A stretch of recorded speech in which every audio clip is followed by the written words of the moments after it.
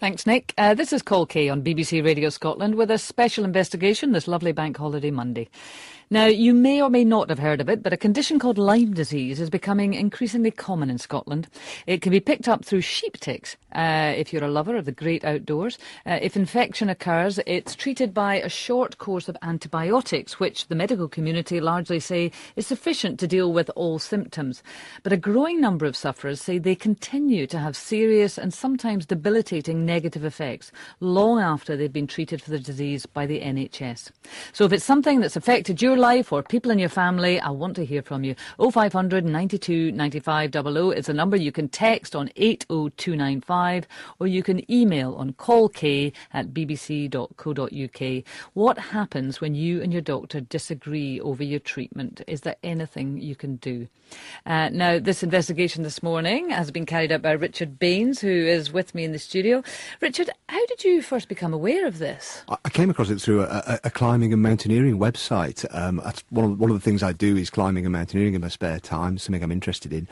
And there was a mention of a lady called Nicola Seal who had Lyme disease and had ongoing treatment for it and was still suffering from it months and months after initially contracting it. So I got in touch with her and she told me her story, which is the basis of the investigation is what happened to her and why it happened. And she had very serious symptoms well, she's only just come off the antibiotics now, 2 years later. And I mean, how prevalent is it? Well, the numbers stack up to something like 800 positive tests in Scotland in 2008, which is the most recent year we've got definite verified figures for. And that's an 8-fold increase from the year 2000. So there are issues there about more tests being carried out and greater awareness, but there's definitely, the doctors will say, there's definitely been an increase. And it's to do with people going into the outdoors, people like me, who go into the outdoors and enjoy themselves. And also it's quite interesting that it's people over 50, people who generally, many of us are retired or have more spare time, kids off the hands and that sort of thing, going into the hills and, picking up the ticks and not being sufficiently aware of it.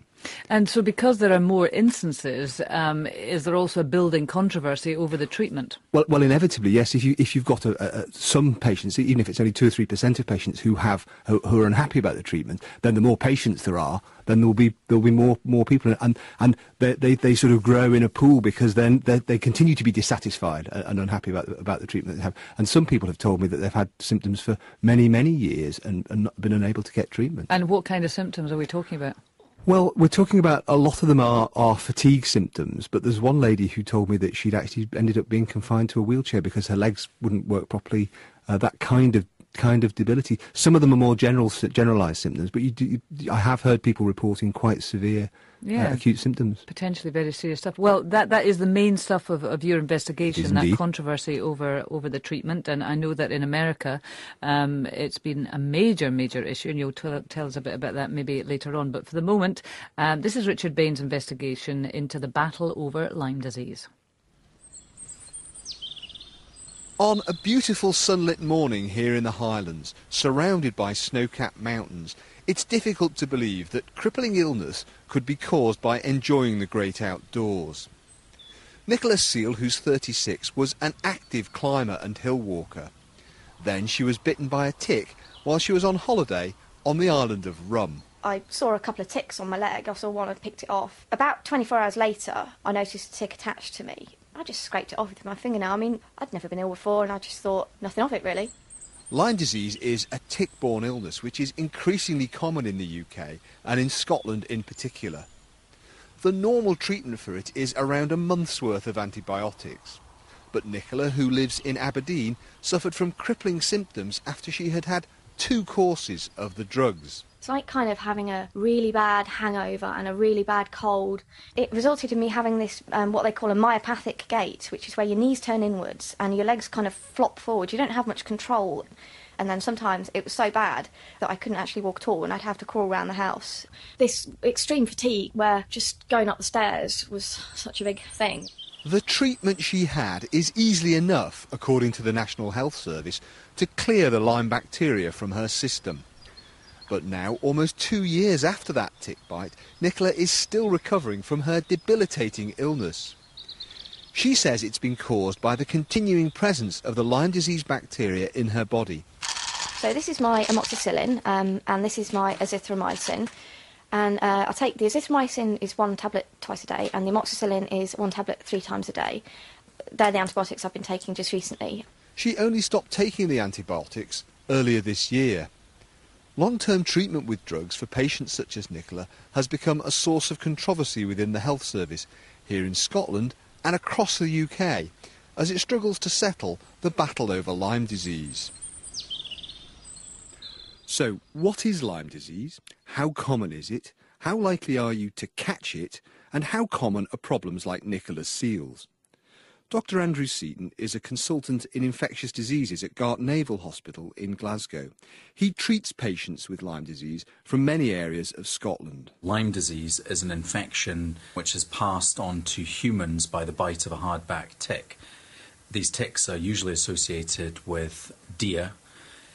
Most tick bites don't result in Lyme disease or Lyme borreliosis. But in some people who are unfortunate enough to develop symptoms, they may develop within a week or so of a tick bite. Things like feverishness, temperature, sweatiness, and a skin rash. And this rash is usually, characteristically, is a bullseye rash, circular rash with a pale centre. According to Health Protection Scotland, more than 280 people tested positive for Lyme here in 2008. That's almost 8 times as many as tested positive in 2000. The agency says there are 4 times as many confirmed Lyme tests in Scotland per head of population as in the rest of the UK. The problem's at its most severe in the Highlands, thanks to plenty of red deer and sheep to carry the ticks that in turn carry the bacteria that causes Lyme. Dr Daryl Ho-Yen from Raigmore Hospital in Inverness is Scotland's leading expert on testing for Lyme disease.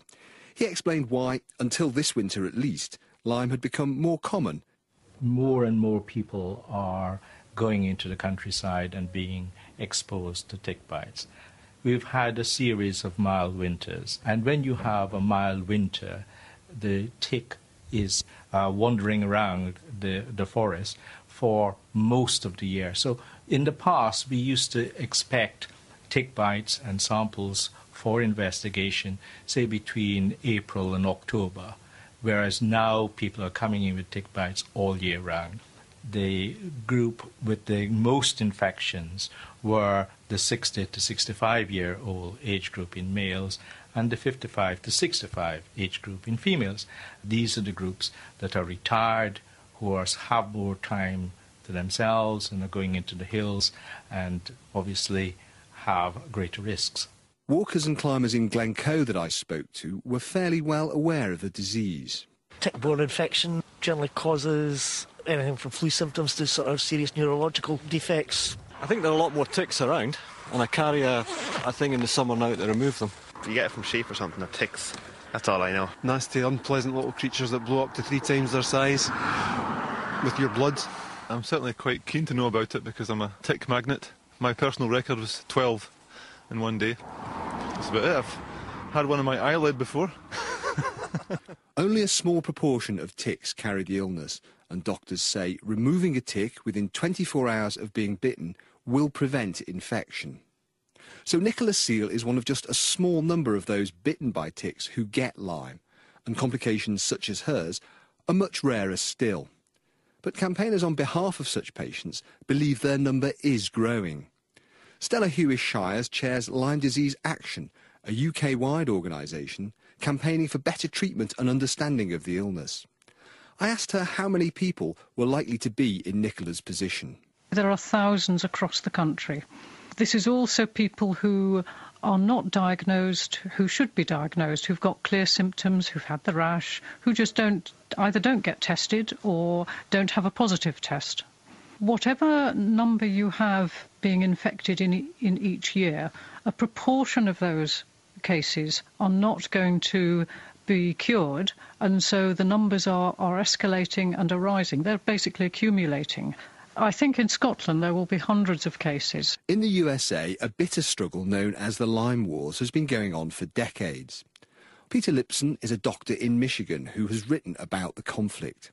He described the impact on Alan Steer, the rheumatologist credited with discovering Lyme disease in the 1970s.